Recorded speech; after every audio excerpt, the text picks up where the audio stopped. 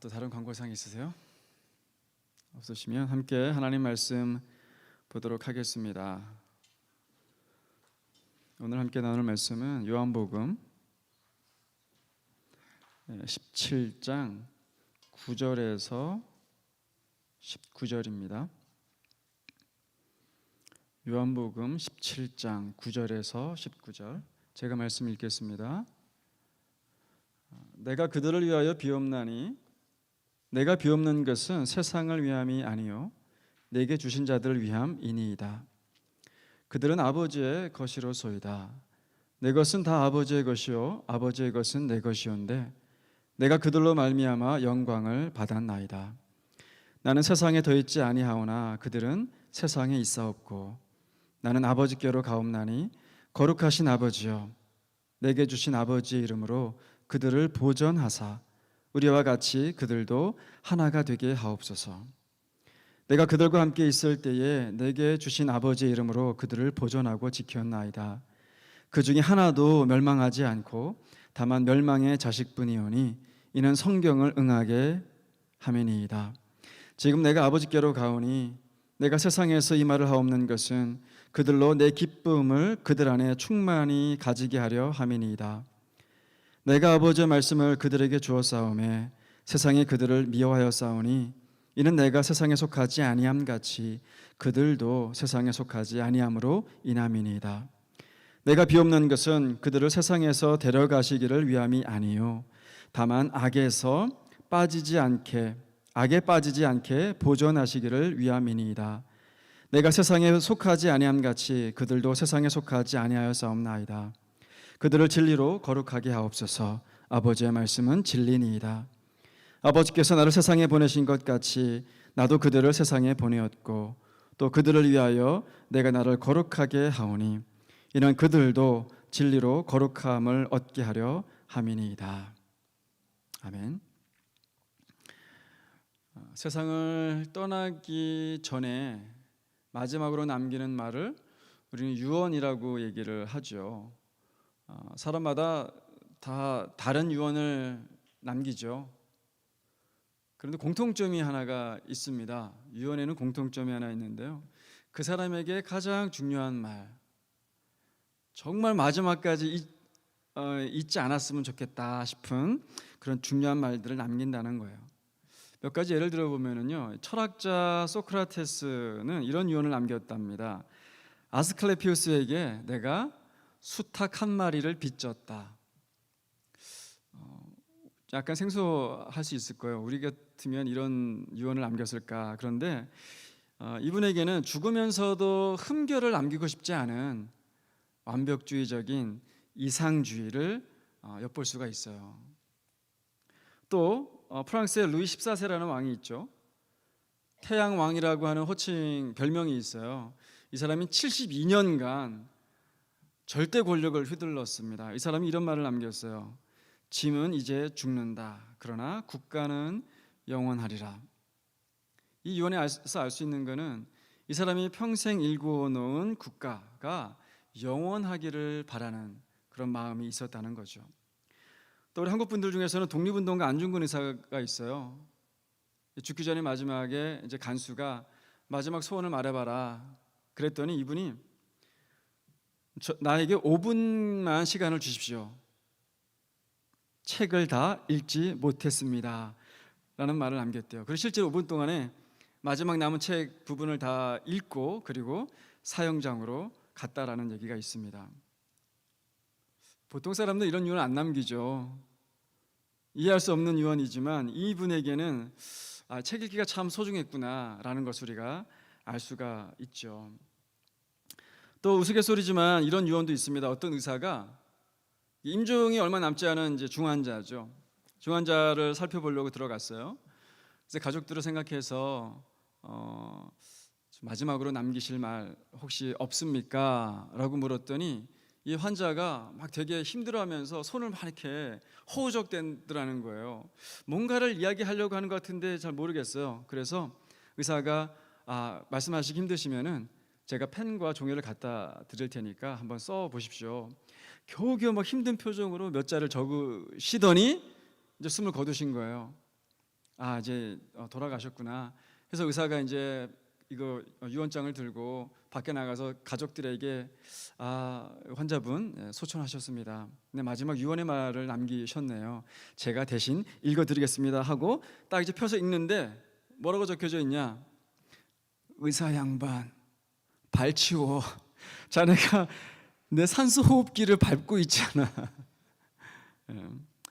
뭐 우스갯소리지만 아무튼 마지막으로 남기는 말, 유언은 그 사람에게, 본인에게는 굉장히 중요한 내용을 담고 있다라고 하는 거예요. 오늘 본문은 지난 시간을 이어서 예수님이 잡혀서 죽으시기 바로 전날 마지막 기도를 하나님께 하고 있는 그런 장면이에요. 마지막으로 하나님께 드리는 기도라는 점에서 예수님이 남기시는 마지막 말, 즉 유언과 같은 말이 아닌가. 그래서 우리에게 꼭 들려주고 싶은 중요한 메시지가 여기에 담겨 있다라고 믿게 됩니다. 그래서 오늘 이 예수님의 기도를 통해서 그 당시 제자들에게, 그리고 오늘을 사는 우리 현대 크리스찬들에게 하나님이 어떤 교훈들을 주시려고 하는지 살펴보도록 하겠습니다.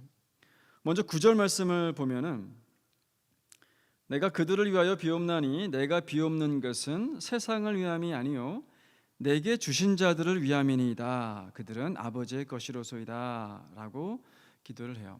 예수님이 누군가를 위해서 기도를 하고 있는데 뭐라 그래요? 내게 주신 자들이라고 얘기를 하죠.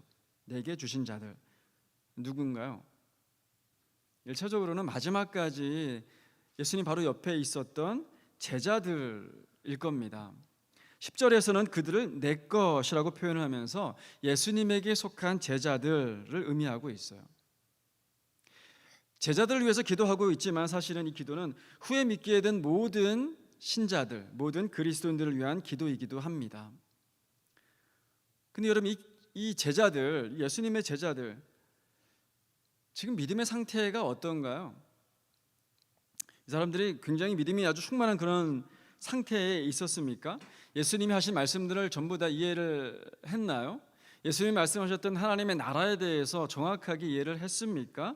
또 자기를 부인하고 십자가를 지고 날마다 나를 쫓아라 라고 하는 그 의미를 깨달았을까요? 그리고 당장 내일 예수님이 십자가에 달려 죽으실 텐데 함께 죽을 그런 각오는 되어 있었을까요? 이 모든 질문에 다 대답은 노입니다. 예수님에 대한 열정은 있었으나 믿음도 없었고 또 충성스러운 마음도 없었어요. 가장 열정적이었던 베드로 어떻게 했습니까?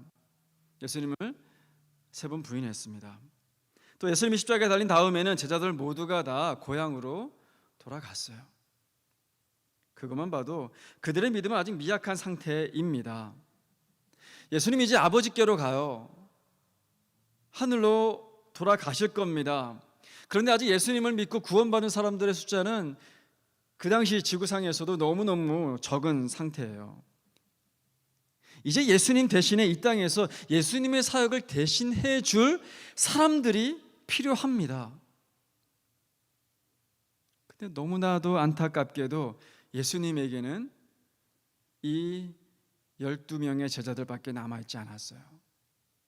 너무도 부족하고 너무도 미성숙한 이 제자들밖에 없었어요. 가만 생각해보면 오늘날도 마찬가지입니다. 예수님의 사역들 감당할 사람들은 우리 크리스찬들밖에 없죠. 그래서 예수님은 제자들과 우리들을 위해서 기도하고 계시는 거예요. 자, 첫 번째 무엇을 기도하십니까? 11절 말씀을 보면 나는 세상에 더 있지 아니하오나 그들은 세상에 있사옵고 나는 아버지께로 가옵나니 거룩하신 아버지여 내게 주신 아버지의 이름으로 그들을 보전하사. 하나님께서 제자들을 보호해 주시라고 기도하고 있어요. 왜 보호가 필요한가요? 왜 보호가 필요해요? 말씀해 보니까 그 이유는 뭐예요? 그들이 세상에 있기 때문이랍니다. 아니, 세상이 도대체 어떻길래 보호가 필요한 거예요? 이 내용은 이미 우리가 15장에서 다뤘습니다. 세상은 믿는 자들을 미워하고 핍박하게 될 거다. 왜요? 세상이 그리스도를 미워하기 때문이다. 이미 우리가 한번 얘기를 했었습니다. 물론 세상이라고 표현된 우리를 둘러싼 상황은 그 당시나 지금하고 비교해 보면 굉장히 많이 달라졌어요. 기술이나 문화나 정치나 환경이나 모든 부분에서 다 바뀌어졌습니다. 근데 세상의 본질은 변하지 않았어요. 그게 뭡니까? 사람들로 하여금 예수 그리스도를 믿지 못하도록 하게 하는 것. 초대교회 당시에는요, 어떤 방법을 사용했습니까? 이 세상이 크게 세 가지 방법을 들 수가 있는데요, 물리적으로 핍박을 했습니다. 때리고 잡아 가두고 심지어는 죽이기까지 했잖아요. 두 번째로는 경제적으로도 억압을 했어요. 대표적인 게 세금 징수입니다. 세금이야 모든 사람들이 다 내는 것이겠지만 특별히 예수 믿는다라고 하는 사람들에게는 각종 세금을 막 터무니없게 많이 걷어 들였습니다. 또 세 번째, 자유와 권리를 제한하는 방식으로 또 괴롭혔어요. 이동의 자유 뿐만 아니라 특별히 교육의 권리까지도 제한을 했습니다. 교육받지 못한 상태로 몇 세대가 지나가면 그들의 신앙은 엉터리가 되고 말 거야 라고 생각한 거죠. 이런 방법들을 통해서 예수 믿는 것을 포기하게 만들었어요. 근데 참 아이러니합니다. 억압과 핍박이 거세면 거세질수록 신기하게도 믿는 사람들이 늘어났어요. 누르고 억압하면 할수록 이 스프링이 눌렸다가 튕겨 오르는 것처럼 교회가 부흥을 했습니다. 그게 사도행전의 역사이고 초대교회의 역사 아닙니까? 예수님의 기도가 응답되고 있다는 것을 우리가 확인해 볼 수가 있죠. 하나님이 신자들의 믿음을 보호해 주신 거예요. 그렇게 본다면 과거 사탄이 주도하는 세상의 방해 공작은 실패했다라고 우리가 평가를 해볼 수가 있습니다. 그럼 오늘날 세상은 어떻습니까? 오늘날 세상은 과거와 같은 방법을 사용하지 않습니다. 과거 행했었던 핍박, 억압, 제한 이런 것들 다 풀어줬어요. 반대로 무한한 자유를 줍니다. 인간의 욕망을 마음껏 펼치도록 상황을 만들어줬어요. 예전에는 세상이 우리 신자들을 박해하는 적이었단 말이에요. 그런데 이제는 친구가 되어 줍니다. 옛날에 세상이 우리를 굴복하기를 원했는데 이제는 세상과 동화되기를 원해요. 결국에는 세상에 만족하면서 살게 만드는 방법으로 전략을 바꿨습니다. 유명한 기독교 작가 C.S. 루이스가 이런 책을 썼죠. 스크루테이프의 편지. 이 스크루테이프의 편지라는 거는요, 거기 보면 이제 고참 악마가 나와요. 그게 스크루테이프예요. 신참 악마가 이제 새로 오죠. 자기 조카라고 하는데 웜워드라고 하는 악마예요. 근데 이 자기 조카 신참 악마에게 이제 코치를 해주는 거예요. 어떻게 하면 사람들로 하여금 예수 믿는 것을 방해할까? 그를 31가지 전략을 코치를 해주는 책이 이 스크루테이프의 편지예요. 그러니까 31개의 편지를 쓴 거예요. 한 편지당 하나의 전략이 담겨 있습니다. 그 중에서 몇 가지를 소개해 보면은 제일 첫 번째 나오는 게 이거예요. 진리보다는 감각적 경험을 추구하게 하라. 진리보다는 감각적 경험, 이거를 추구하게 하라. 이러면 이제 신앙이 이상해지는 거죠. 믿음을 세상의 성공을 위한 수단으로 생각하게 하라. 그러니까 성공이 더 중요한 거예요, 믿음보다. 성공을 위해서 믿음을 사용하는 거지, 내가 믿음을 지키기 위해서 성공을 포기하지 않게 만드는 거죠. 기복신앙을 이용해라. 비슷하죠. 죄를 사소한 것으로 여기게 해라. 죄 별거 아니야. 다른 사람들 다 짓는데 이 정도 즐기는 거야. 또 내 것에 집착하게 하고 더 많은 것을 원하게 하라. 욕심을 이제 무한정 추구하게 하라라는 거잖아요. 이런 것들이에요. 공통점이 있는데 내가 중심이 되어져서 이 세상에 만족하며 살게 해주라는 거예요.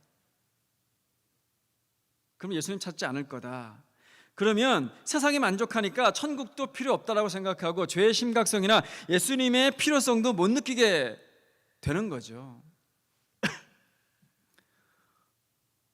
어떻게 생각하세요? 이런 전략 통하고 있는 것 같습니까? 그런 것처럼 보입니다. 요즘 교인들의 숫자들 점점 줄어가고 있죠. 그리고 믿는다고 하는 사람들의 믿음의 깊이라든지 삶의 변화라든지 이런 측면에서 볼 때에도 신실한 그리스도인들이 점점 줄어가고 있는 것 같습니다. 그러나 결국에는 이 사탄의 전략도 실패할 거예요. 왜입니까? 하나님 우리를 보호해 주실 것이기 때문이에요. 주님이 다시 오시는 그날 이 믿음을 지킨 수많은 그리스도인들, 저 여러분들 포함되었으면 좋겠어요. 그들이 예수님을 영접할 수 있게 될 겁니다. 자, 믿는 자들을 보호해 주십시오라고 기도하고 있는데요. 이 보호에는 목적이 있어요. 구체적인 목적이. 보호해서 구체적으로 뭔가를 이루기를 원하세요. 오늘 본문을 보면 총 4개의 세부적인 기도의 내용이 나오는데 제가 말씀을 곰곰이 묵상하다 보니까요, 제가 공부했었던 내용들이 드러나더라고요. 이게 교회의 4가지 속성과 정확하게 일치하는 걸 발견하게 됐습니다. 이 교회의 4가지 속성은요, 4세기, 5세기 때 이미 교회 안에서 여러 그 교회의 회의들을 통해서 정착이 되어진 건데, 이단들을 분별해내고 교회가 건강한지 않은지를 판가름하는 척도로 사용이 되어져 왔습니다. 첫 번째가 뭐냐? 예수님의 기도를 보면 하나 되게 하소서예요. 보존해서 하나 되게 하기를 원하시는 거예요. 11절 말씀을 보면 아버지의 이름으로 그들을 보존하사 우리와 같이 그들도 하나가 되게 하옵소서. 교회의 4가지 속성 중에 통일성, 유니티에 해당됩니다. 자, 믿는 자들이 하나가 된다, 교회가 하나가 된다, 이게 무슨 뜻이에요? 교회는 예수 그리스도를 머리로 한 몸입니다. 몸이에요. 몸에 지체가 많잖아요. 근데 지체가 아무리 많아도 머리가 하나란 말이에요. 지체가 많다 그래가지고 그게 여러 사람입니까? 아닙니다. 지체가 많다 하더라도 한 사람이에요. 왜요? 머리 대신 그리스도가 한 분이시기 때문이죠. 그래서 교회끼리는요, 뭉쳐야 됩니다. 하나가 되어야 돼요. 교회끼리 서로 잘났다고 자랑하거나 교만해서 막 비판하거나 그렇게 해서는 안 된다는 거예요. 물론 이단들에 대해서는 우리가 단호하게 대해야 할 필요가 있습니다. 하지만 이단이 아니라면 어느 교회가 낫고 어느 교회가 못하다 비평해서는 안 된다는 거예요. 존중해줘야 될 필요가 있다는 겁니다. 왜요? 모두가 같은 몸의 일부이기 때문이에요. 어떤 분들은 그렇게 얘기를 해요. 자기의 교회가, 우리 교회가 다른 교회보다 나아. 심지어 이렇게까지 얘기하죠. 야, 다른 교회 가면 너 구원 못 받아. 우리 교회 와야 돼. 우리 교회는 확실하고 다른 교회는 애매해. 이렇게 이제 자기 교회를 자랑하시는 분들이 계셔요. 그러니까 자기가 속해져 있는 교회에 대해서, 교회를 사랑하고 교회에 대해서 헌신하고 이런 건 참 좋은 겁니다. 근데 그것이 너무나 지나쳐가지고 다른 교회를 평가절하하고 비교하고 의의식, 우월의식 이런 것들을 갖는 거는 좋은 것이 아니에요. 그건 이단들의 특징입니다. 저희 교회는 침례 교회잖아요. 하지만 장로교, 감리교, 순복음, 성결교 이런 정통의 테두리 안에 있는 모든 교회들은 우리가 다 인정할 필요가 있습니다. 인정하죠. 우리가 그들보다 뭔가 특별하게 우월의식이 있다거나 그런 걸 가져서는 안 돼요. 우리가 이제 특별하게 우리의 정체성을 갖게 되어지는 거 하나가 중요한 게 침례거든요. 그것도 이제 침수 침례잖아요. 이머전하는 침례잖아요. 우리가 그런 특징을 갖고 있다고 하더라도 장로교회나 다른 교단에서 스프링클하는 세례에 대해서 인정하지 않는다? 그렇게 해서는 안 된다는 거예요. 그것도 인정해 줄 필요가 있는 거죠. 통일성이 중요합니다. 교회 역사를 보면은요, 이 통일성을 지키려고 굉장히 애를 많이 써왔어요. 근데 굉장히 아이러니한 게 뭐냐면요, 이단들에게서 신앙을 지키려고 만들어 놓은 이 교회의 속성들, 통일성을 비롯한 이 교회의 속성들이요, 수많은 신실한 그리스도인들을 핍박하고 죽이는 기준으로 오용되었다라는 거예요. 로마 카톨릭이 성경에서 멀어졌을 때, 로마 카톨릭이 타락하고 부패했을 때죠. 그때 그것을 지적하고 고치려고 하는 사람들이 등장을 했습니다. 근데 교회가 어떻게 했냐면 그 사람들을 교회에서 축출해 내쫓았어요. 그리고 그들의 자신들의 그 뜻을 굽히지 않았을 때 박해하고 심지어 죽이기까지 그렇게 했다라는 겁니다. 그러니까 어느 때든지요, 이 교회가 정치와 결탁을 하게 되면 부패하기 쉬워요. 망가집니다. 그런 이제 아픈 역사들이 있죠. 이 통일성은요, 이 교회끼리의 그 연합, 또 교회끼리의 문제뿐만 아니라 교회 안에서의 문제에서도 굉장히 중요하게 작용을 합니다. 건강한 교회는요, 나뉘면 안 돼요. 분란이 있으면 안 됩니다. 양편으로 갈라져서 서로 잘났다고 하고 뭐 파워 게임하고 막 이렇게 싸우고 그래서는 안 돼요. 그건 건강한 교회가 아닌 거죠. 하나가 되어야 합니다. 그게 예수님의 첫 번째 기도예요. 특별히 하나됨을 얘기하면서 이렇게 말씀하시죠. 우리와 같이 그들도 하나가 되게 하옵소서 그랬어요. 우리와 같이. 누구를 얘기하는 거예요? 아버지 하나님, 성령 하나님, 그리고 예수님이에요. 삼위일체. 세 분이지만 동시에 한 분. 이게 굉장히 어려운, 다 이해할 수 없는 개념이에요. 이 신비한 개념 안에 다양성과 공통성이 공존을 합니다. 우리가 다 다르잖아요. 여러분들 옆에 한번 보셔요. 똑같이 생긴 분들 계십니까? 쌍둥이들도 지문은 다르다고 하잖아요. 다 다릅니다. 성격도 다르고 걸어온 삶의 길도 다르고 신앙 배경도 달라요. 근데 교회 안에서는 그거를 존중해 줘야 됩니다. 통일성은요, 획일성이 아니에요. 다름을 인정하면서도 예수님 안에서 하나가 되어야 되는 거예요. 그래서 형제 자매가 되는 거죠. 한 가족이 되는 겁니다.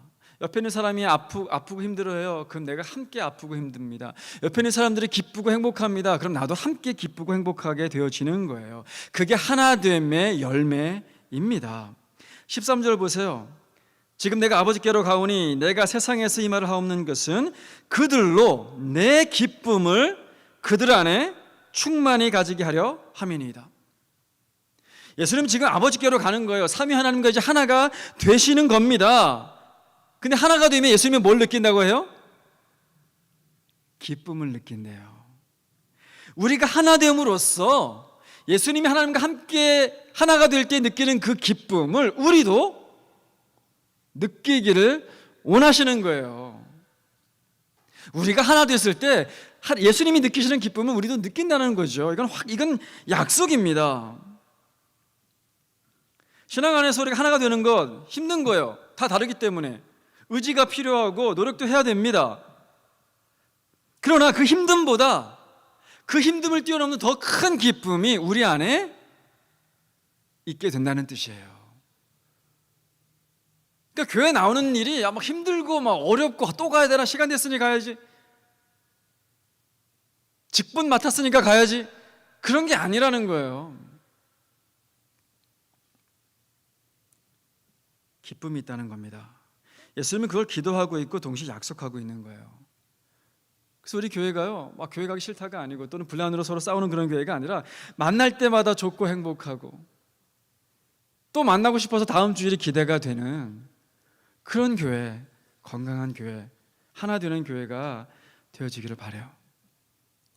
제가 이렇게 얘기했다 그래가지고 우리 교회가 막 분란이 있고 그런 게 아니에요. 전 너무나 좋아요, 저희 교회가. 예. 두 번째 기도는 거룩하게 하소서예요. 14절 말씀을 보면은 내가 아버지의 말씀을 그들에게 주었사오매 그들이 세상을 미워하여 싸우니 이는 내가 세상에 속하지 아니함 같이 그들도 세상에 속하지 아니함으로 인함이니이다. 세상에 속하지 아니하였다라고 하는 거는 세상과 구별됐다는 뜻이잖아요. 근데 세상과 구별됐다, 이게 무슨 뜻이에요? 이게 거룩함이라는 뜻이에요. 구별되었다. 세상과 구별되었다. 그게 거룩함이에요. 15절에 보면 구체적으로 이렇게 기도하세요. 내가 비옵는 것은 그들을 세상에서 데려가시기를 위함이 아니요 다만 악에 빠지지 않게 보전하시기를 위함이니이다. 악에 빠지지 않게 보호해 주세요. 이렇게 기도하고 계세요. 또 17절에 그들을 진리로 거룩하게 하옵소서. 아버지의 말씀은 진리입니다. 거룩하게 해주세요. 이렇게 기도하죠. 이게 교회의 두 번째 속성이에요. 거룩함. 여러분, 예수님을 믿는 목적이 뭡니까? 죽어서 천국 가는 거예요? 죽어서 천국 가는 거 그게 아니라고 그랬죠. 15절에 뭐라고 그랬습니까? 내가 비옵는 것은 그들을 세상에서 데려가시기를 위함이 아니라 그랬어요. 예수님 믿고 구원받고 천국 가는 게 목적이면 예수님 이들을 빨리 데려가 주세요라고 하나님 빨리 데려가 주세요라고 예수님이 그렇게 기도하셨을 거예요. 근데 그렇게 기도하시지 않아요. 이 죄 많은 인생, 죄 많은 세상 얼른 끝내고 천국 가고 싶다. 이렇게 푸념을 할 때가 있죠. 좋게 보면은 천국을 소망하는 고백 같아요. 근데 다른 관점에서 보면은요, 이 땅에서 죄를 극복하지 못한 나약함, 믿음 없음에 대한 핑계이기도 합니다. 천국도 중요하지만 예수님의 기도를 보면은요, 이 땅의 삶도 굉장히 중요합니다. 믿음이라는 건 천국 가는 게 목적이 아닌 거예요. 이 땅에서 악에 빠지지 않고 거룩하게 사는 것, 그것이 굉장히 중요합니다. 이 땅에서 거룩함을 추구하던 사람들이 천국에서 거룩해지는 거예요. 예수를 믿으면 거룩함을 추구하게 되어 있습니다. 정도의 차이는 있을 수 있죠. 근데 죄와 싸웁니다. 악을 거부하게 돼요. 예수를 믿었음에도 불구하고 내가 지속적으로 악한 생각을 하고 지속적으로 악한 생각을 실행에 옮긴다? 이거는 불가능한 일이에요. 믿음은 씨앗입니다. 거룩함이라는 열매를 맺는 씨앗. 우리가 거룩함을 추구할 때 나는 건강한 교인이구나. 우리는 건강한 교회구나 라고 확신을 가질 수가 있게 되는 거예요. 예수님의 세 번째 기도는 두 번째와 연관이 있는데 진리로 거룩하게 하옵소서라고 기도하고 있어요. 진리. 곧 하나님의 말씀이죠. 이걸 교회 속성에서는 사도성이라고 얘기하거든요. 그러니까 교회를 사도적 가르침, 사도의 가르침 위에 세워야 된다라고 하는 의미거든요. 근데 사도의 가르침이 뭔가요? 사도의 가르침이 성경이에요. 특별히 신약 성경을 의미하죠. 교리가요, 아무리 논리적으로 튼튼한다 할지라도 그게 성경적이지 않다면 그 교리는 건강하지 않은 거예요. 그러니까 우리가 거룩해지고 있느냐, 또 우리 신앙이 건강하냐, 이것에 대한 판단 기준은 뭐예요? 성경이라고 하는 거예요. 성경. 방금 교리를 말씀드렸지만 제가 공부하다 발견한 안타까운 점이 뭐냐면요, 로마 카톨릭의 비성경적인 신학과 행태들을 지적하고 개혁하려고 하는 사람들이 나왔잖아요. 그게 이제 16세기 종교 개혁가들이에요. 행위가 아닌 믿음으로 말미암아 구원을 얻는다. 이 구원론에 대해서는 굉장히 개혁이 잘 됐어요. 그런데 그 구원론을 실생활 가운데에 적용시키는 교회론에 대해서는 개혁이 덜 됐어요. 다 되지 못했습니다. 루터나 칼빈, 우리가 유명하고 존경하는 종교 개혁가들이죠. 근데 그 사람들이 뭘 추구했습니까? 국가교회를 추구했단 말이에요. 교회의 통일성을 너무 강조하다가 자기와 맞지 않는 사람들을, 신앙이 다르면 채찍과 칼을 휘둘렀다는 거예요. 그들조차도. 근데 그들이 어떤 기준을 가지고 그렇게 했는지 아십니까? 성경이에요. 그 당시 상황에는 성경을 그렇게밖에 해석할 수 없었던 그 상황적 특수성이 물론 있죠. 근데 그걸 감안한다 하더라도 틀린 건 틀린 겁니다. 그래서 저는 이렇게 주장해요. 성경이 말하는 곳으로 가고 성경이 말하는 곳에서 멈추라. 그게 보통 우리 침례교 목사님들이 이제 주장하는 그런 것, 제가 뭐 잘났다가 아니라 보통 그렇게 얘기를 합니다. 성경 안에 보면은요, 서로 상반되는 원리들이 나올 수 있어요. 예를 들어서 구원은 어떻게 이루어지냐? 하나님의 절대 주권에서 이루어지는 것이냐, 아니면 인간의 선택도 작용을 해야 되느냐? 하나님의 절대 주권을 강조하는 건 칼빈주의고 인간의 선택도 중요하다라고 하는 건 아르미니안주의란 말이에요. 이게 과거 한 1500년 가운데 이걸 계속 싸우고 있는 그런 그 교리들 아닙니까? 근데 이게 그 하나만 옳은 게 아닙니다. 둘 다 성경적으로 보면 둘 다 근거가 있어요. 우리 인간의 이성으로 하나님의 그 계획들을 전부 다 하겠다라고 하는 것은 조금 오바죠. 다 이해할 수 없는 부분이 있구나. 이런 여지를 우리가 좀 남겨둬야 될 필요가 있습니다. 또 성경을 읽고 해석할 때에 한 본문만 볼 것이 아니라 같은 주제를 다루고 있는 다른 성경, 이 주제에 대해서 다른 성경은 어떻게 얘기하고 있지? 그래서 함께 비교하면서 성경을 해석을 해야 돼요. 그래야지 틀리지 않게 됩니다. 그래야지 건강한 교회인 건강한 교회가 되어줄 수가 있는 거예요. 감사한 거는 우리 교회에 말씀을 나누는 모임들이 있어요. 정기적으로 지금은 이제 방학이어서 잠깐 휴가 기간이어서 방학하고 있지만 여선교회, 남선교회 그리고 청년부에서도 큐티 나누고 또 설교에서 받은 은혜들 나누고 있습니다. 이런 모임과 나누며 우리를 더 건강한 교인으로, 건강한 하나님의 자녀로 만들어줘요. 또 우리 교회도 건강하게 만들어주고요. 방학이 끝나면 더 많은 분들이 참여해 주시기를 바라봅니다. 또 우리 가정에서 드리는 그 큐티 나눔 시간 있잖아요. 그 가정 예배라고 이름을 하든지 가정 큐티 나눔이라고 이름은 뭐 여러분들이 붙이기 나름이지요. 가정 안에서 말씀을 나누세요. 자, 이제 예수님의 마지막 기도가 있습니다. 그거는 우리를 세상에 보내었다예요. 18절 말씀 보면 아버지께서 나를 세상에 보내신 것 같이 나도 그들을 세상에 보내었고, 하나님이 예수님을 세상에, 이 땅에 왜 보내셨어요? 왜 보내셨습니까? 복음을 증거하고 이 세상을 구원하기 위해서예요. 근데 예수님이 지금 우리를 이 땅에 보내신다고 말씀하세요. 그 이유가 뭐예요? 이유는 같습니다. 복음을 증거하고 이 세상을 구원하기 위해서예요. 이 부분이 교회의 4대 속성 중에 보편성에 해당됩니다. 보편성. 두세 사람이 내 이름으로 모인 곳에 나도 그들과 함께 있겠다. 예수님이 그렇게 말씀하셨잖아요. 거기서 나온 원리예요. 교회는 믿는 자들이 있는 곳에는 어디든지 보편적으로 존재할 수 있고 존재해야만 한다는 거예요. 한 곳, 한 나라에만 머물지 않습니다. 이게 뭐의 근거가 됩니까? 이게 선교와 전도의 근거가 되는 거예요. 지구 어디에든 교회가 있게 하라.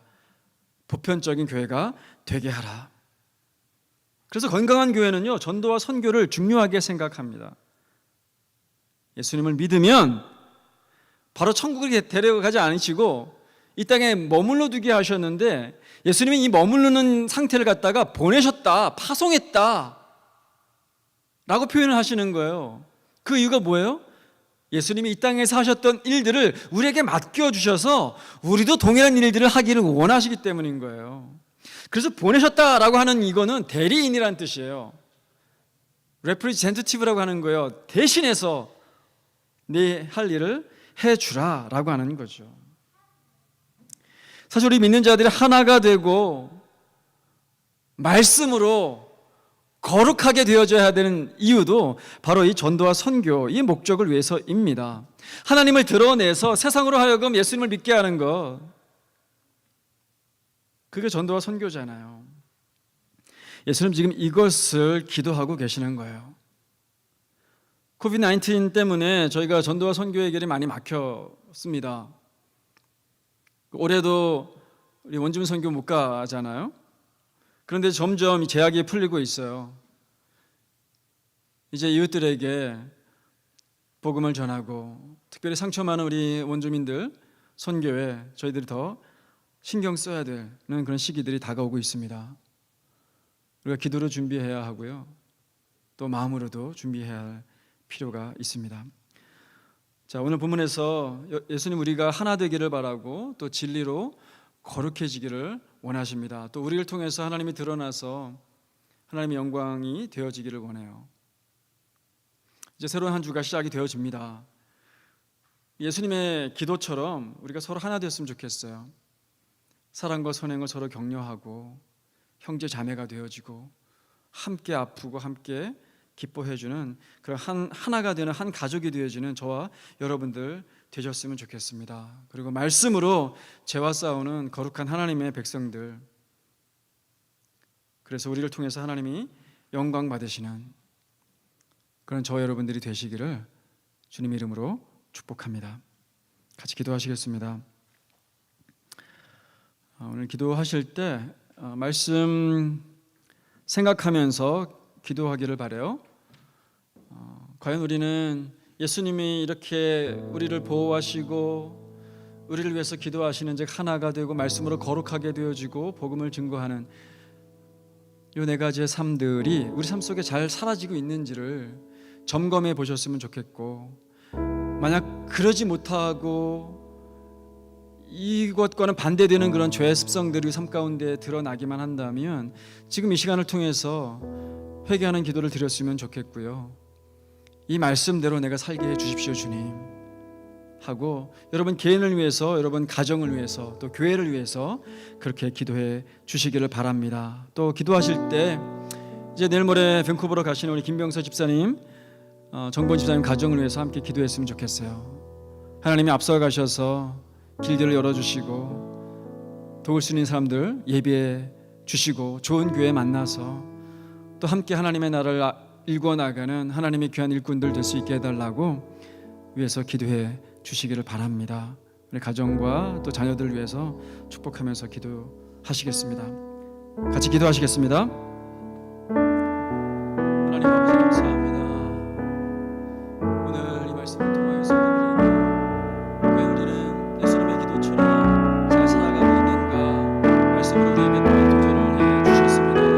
하나님 아버지, 삶들을 돌이켜볼 때 예수님의 기도가 우리 삶 가운데 적용되어지고 우리는 주님의 기도처럼 서로 사랑하고 하나가 되어지는가, 가족이 되어져 가고 있는가, 서로 사랑하고 돌보는 그런 하나님의 한 가족, 하나님의 백성, 한 몸이 되어져 가고 있는가, 또 말씀을 묵상하고 또 그 말씀으로 죄와 싸워서 거룩함을 추구하고 있는가, 또한 하나님 내 삶 가운데에서 예수 그리스도의 이름이 증거가 되어져 하나님의 사랑이 드러나줘서